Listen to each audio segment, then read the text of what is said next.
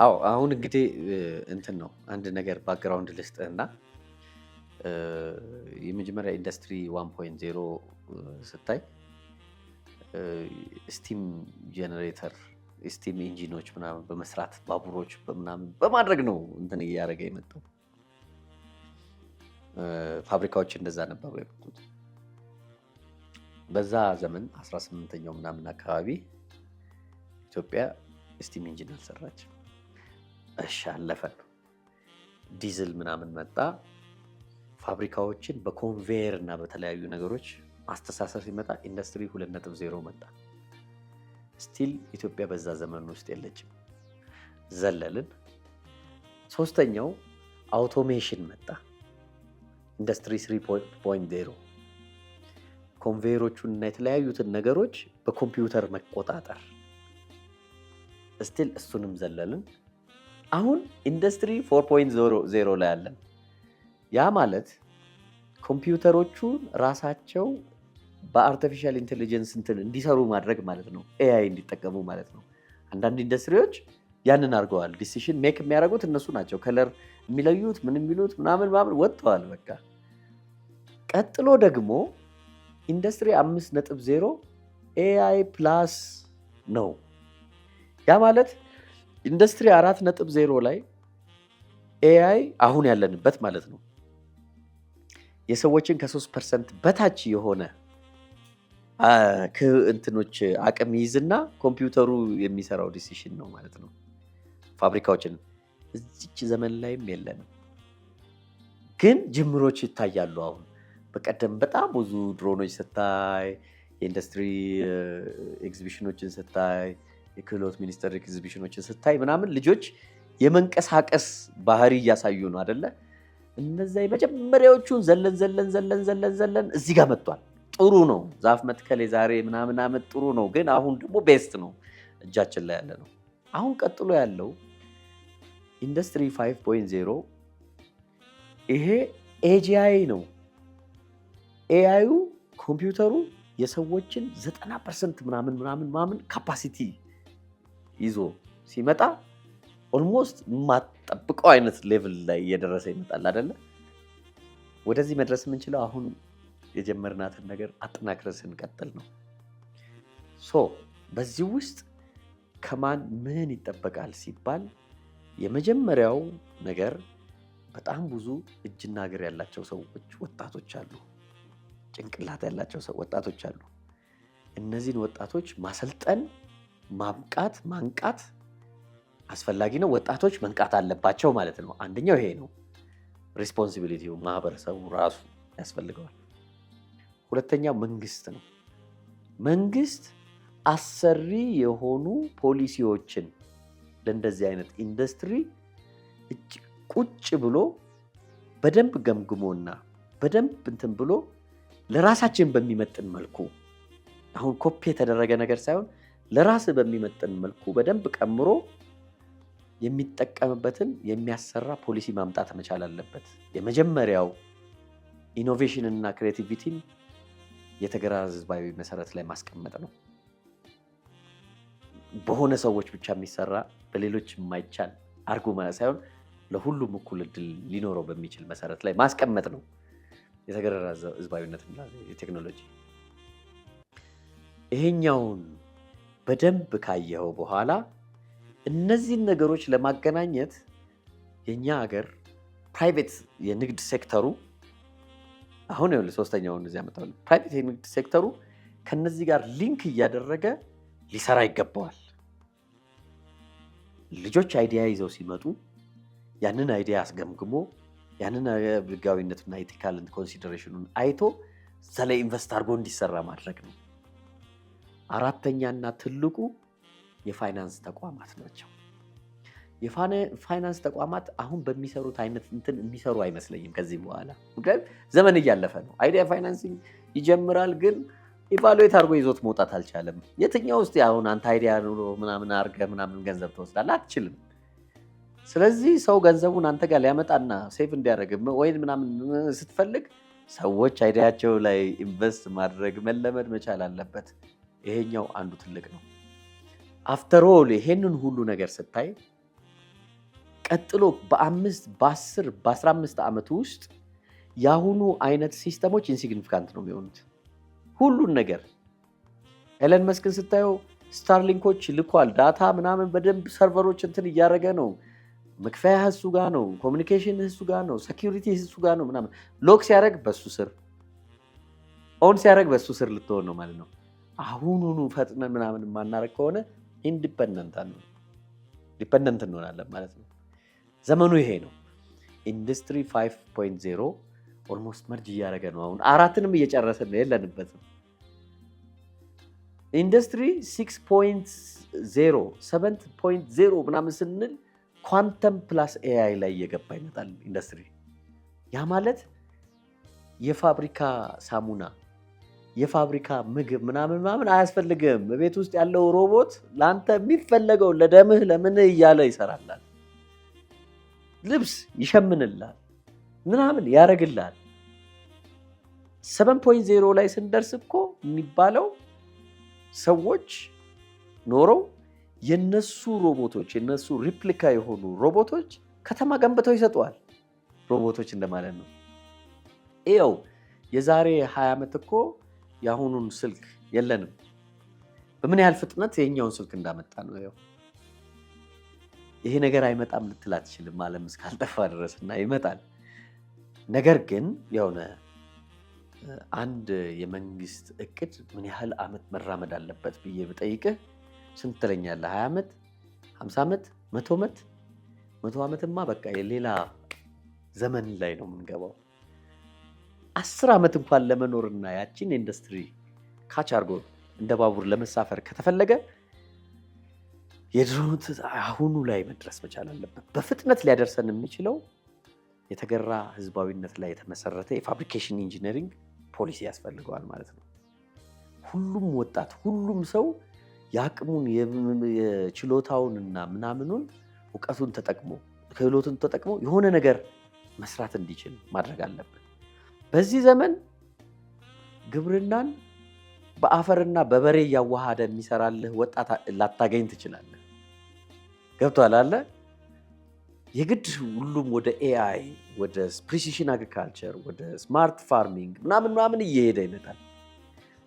አንድ ላይ እዛ ውስጥ መግባት መቻል አለብህ። ወጣቱ ወደዛ ዘመን ቶሎ መሄድ። ግብርና ነው አፈር፣ ውሃና የፀሐይ ብርሃን ለእንስሳት ለእጽዋት ነው አይደለ? አሁን እኮ አፈርና የፀሐይ ብርሃን አያስፈልግም። ቨርቲካል ጋርደኒንግ በመብራት በውስጡ ኒውትረንት ባለው ውሃ አፈር አያስፈልግም። እህል ታመርታለህ፣ የምትፈልገውን ታመርታለህ። ከዚህኛው ፕሪሲሽን አግሪካልቸር ስማርት ፋርሚንግ ሰዎች ወደ ሉናር ፋርሚንግ፣ ወደ ጨረቃ ላይ ማምረት ፋርም፣ ማርስ ላይ ማምረት ፋርም ምናምን እኮ እያሰቡ ነው። ልጆቻችን ወደዛ እንዲመጡ ፋርሚንግ እንትን ማድረግ አለብን። ግን ዘመንን ማየት አለባቸው። በእጃቸው ላይ ያለውን ነገር ደግሞ መጠቀም እንዲችሉ ያንን ነው የሚያደርገው። ስለዚህ ከማን ምን ይፈለጋል ያልኩትን ነግሬያለሁ። ማህበረሰቡ መንቃት አለበት። መንግስት የተገራ ህዝባዊነት ላይ የተመሰረተ የፋብሪኬሽን ኢንጂነሪንግ የሚያሰራ ፖሊሲ ሊኖረው ይገባል። ሶስተኛ የግል ሴክተሩ ገንዘብ ያለው ምናምን ሴክተሩ ከሌሎች ጋር በፓርትነርሺፕ ኢንቨስት እያደረገ የሚሰራበት እንትን ያስፈልጋል። አራተኛው የፋይናንስ ተቋማት ኢሚዲየትሊ አይዲያን፣ ኢኖቬሽንን፣ ክሬቲቪቲን ያማከለ የፋይናንስ ስርዓት ሊኖራቸው ይገባል ማለት ነው።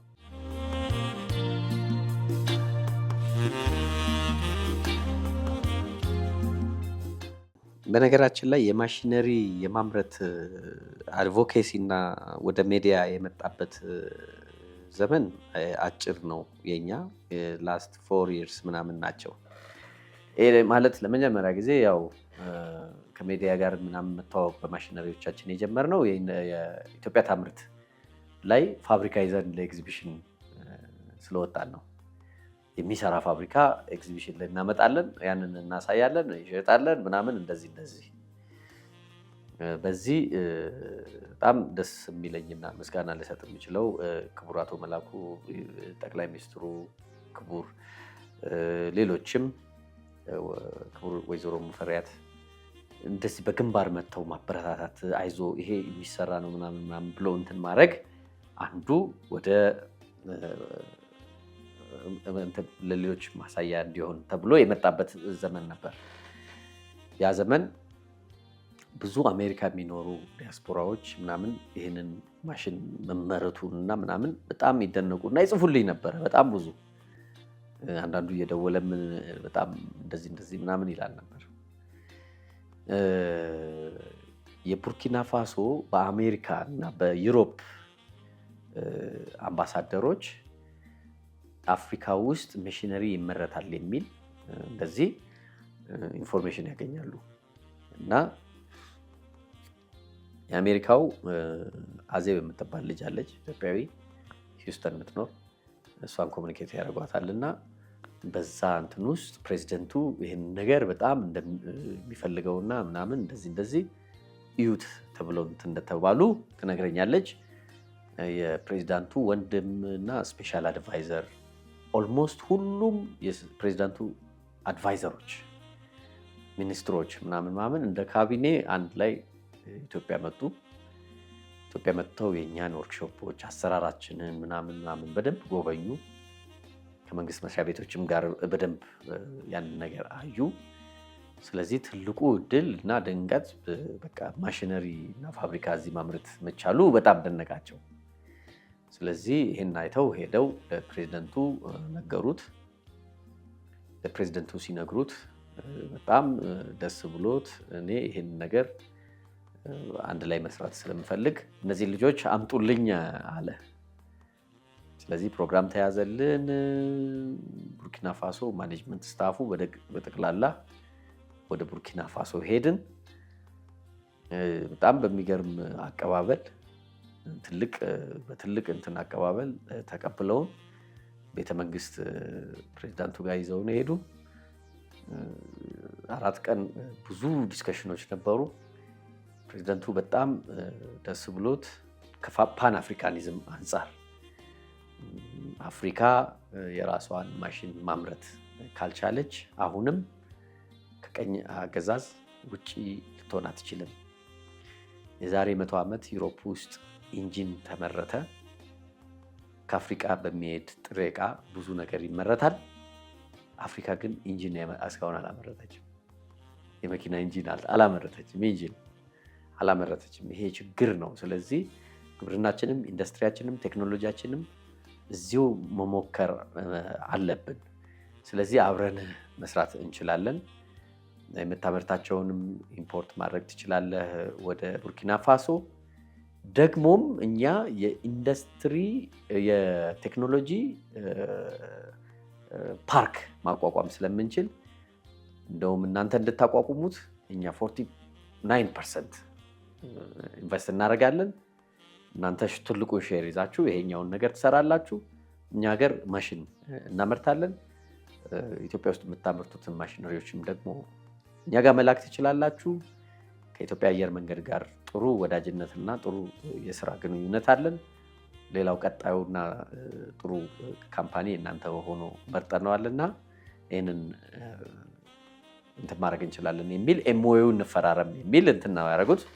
እኛም ያው እዚሁ እንትን ብለን ስለነበረ ምክንያቱም አንዳንድ የመንግስት ሚኒስትሮች ጥሩ ሰፖርት ስላለ እኛን ይሄ ጥሩ ነው እንዲህ ብትሰሩ፣ ኢንዱስትሪ ሚኒስትር፣ ስራና ክህሎት ሚኒስትር ደንብ ጥሩ ድጋፍ ይሄ ነገር ከሀገራችን አልፎ ለውጪ በደንብ ማርኬት ሊንኬጅ እንዲኖረው የሚል ድጋፍ ሰጥተውናል። በጣም የሚገርም ድጋፍ።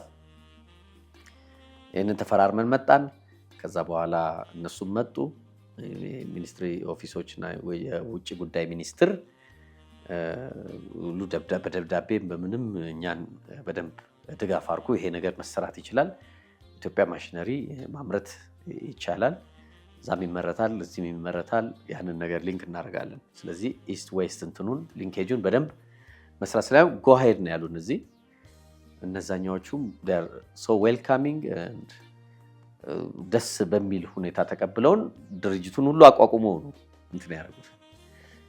ስለዚህ አሁን ያለንበት ካምፓኒው ነው የተቋቋመው እዛም እዚህም ንግግሮች ላይ ናቸው። የተለያዩ ስልጠናዎች፣ የተለያዩ ማዕቀፎችን እየሰሩ ነው። ያው የመንግስት እንደ ፖሊሲ ስለያዙት ትንሽ ያው ፈጣን አይደለም፣ እንደ ግል ካምፓኒ ፈጠን አድርገህ የምትሰራው አይደለም። ምክንያቱም ከብዙ ነገር አንጻር እያዩ ምናምን ስለሚሉ፣ አሁን ግን ያለቀለት ጉዳይ ላይ ነው ያለ ነው። ያለቀለት ጉዳይ ላይ ተነጋግረን እንትን ብለናል። ፕሬዚደንት ኢብራሂም ትራኦሬ ያው የሚታወቀው በቀይ ቦኔቱ በእንትኑ ነው። ኢትዮጵያን በጣም እንደሚወድና እንደውም አንድ እንትን አለ የኢትዮጵያ ባንዲራ ያለበት ጓንት አድርጎ የሆነ ቦታ ቪዲዮ ላይ አይቼዋለሁ እና እንደዚህ አይነት እንትን ያለው ነው። ሀሳቡ ምንድን ነው? አፍሪካ በፖለቲካ ብቻ ሳይሆን በማህበራዊ እንትን ብቻ ሳይሆን በቴክኖሎጂም በኢኮኖሚም ራሷን መቻል አለባት ይላል። ከኢትዮጵያ የምንወስደው ትልቁ ትምህርት ደግሞ ኢንዱስትሪ ፓርክ ኢትዮጵያ የሰራችውን በጣም እንትን ብሏል። ጎብኝተዋል መጥተው ኢንዱስትሪ ፓርኩን እና ኢንዱስትሪዎችን በጣም ሰርፕራይዝድ ነው የሆኑት እና ዊ ካን ዱ ኢት ቱጌዘር የሚል እንትን ውስጥ ገቡ። አሁን ያለን ሪሌሽንሺፕ በጣም ቆንጆ ሪሌሽንሺፕ ነው እና የቢዝነስ ሪሌሽንሺፕ ነው። I had like 51% እንትን አለኝ እዛ ላይ። የኢትዮጵያ ገቨርንመንት የውጭ ጉዳይ ሚኒስትርም በጣም ጥሩ ሰፖርት እያደረገልን ይገኛል እና ይሄ ነው ያለው። እኔ ኢትዮጵያ ታምርት ኢኒሼቲቭስ በጣም ቆንጆ ኢኒሼቲቭስ ነው። ባይ ዘ ዌይ ከአመት ዓመት በጣም እየተለወጠብኝ የመጣ ነው። ኤግዚቢሽን ምንድን መምሰል አለበት የሚል ሊድ ሁሉ አለው። እኛውን ባይሆኑ ራሱ ይዘን የመጣ ነው የኮምፓክተር እንትን ነው እና ኮንሴፕት 2026 ብለን ነው ይዘን የመጣ ነው። ፕሮዳክት ሳይሆን ኮንሴፕት ነው ይዘን የመጣ ነው። ሌሎች ፋብሪካ ይዘው መጥተዋል ምናምን። ይሄ ማለት የኢትዮጵያ ታምርት የኢንዱስትሪ ሚኒስትር ወደኋላ የማይመለስበት ደረጃ ላይ ደርሷል። ገብቷል አይደለ? ቀጥሎ የሆነ ተመሳሳይ የሆኑ ማሽኖች እዛ ጋር ይዘህ መተህ እንደዚህ እያደረክ እያሳየህ ምናምን የምትቀጥልበት ዘመን አይመስለኝም። ምክንያቱም the last 2-3 years በጣም እድገቱ በስፋት እና በአይነት እየበዛ ነው የመጣው፣ አይቆምም። ስለዚህ ቀጥሎ እንትን ያደርጋል። ይህንን ለማድረግ በጣም ትልቅ ትኩረትና እንትን ሊሰጠው ይችላል እና አንድ ጽሁፍ ጽፌያለሁ እንደ አርቲክል የሚመስል ነገር ኢንቴግሬሽን የትብብር ሚኒስትር አይነት ነገር ስታይል ምንድነው? ይሄንን ኢኒሺዬሽን በሁሉም ሚኒስትር መስሪያ ቤቶች እና በሁሉም እንትኖች ተቋማት ሊደገፍና በደንብ ተደርጎ ይዞ የሚሄድ እንትን ይፈልጋል ብዬ አምናለሁ።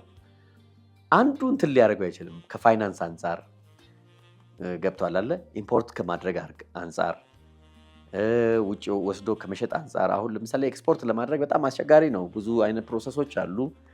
እነዛ ለምሳሌ ስታንዳርዳይዜሽን፣ አክሬዲቴሽን ምናምን በጣም የሚያሳልጥን መስሪያ ቤት መሆን አለበት። ምክንያቱም ቢሮ ብቻ ተቀምጦ ሳይሆን መጥቶ እዛ ጋር በቃ ያንን ነገር እያሳለጠው ወደዛ ይዞት የሚገፈትር አይነት መስሪያ ቤት ምናምን እንትን መደረግ አለበት።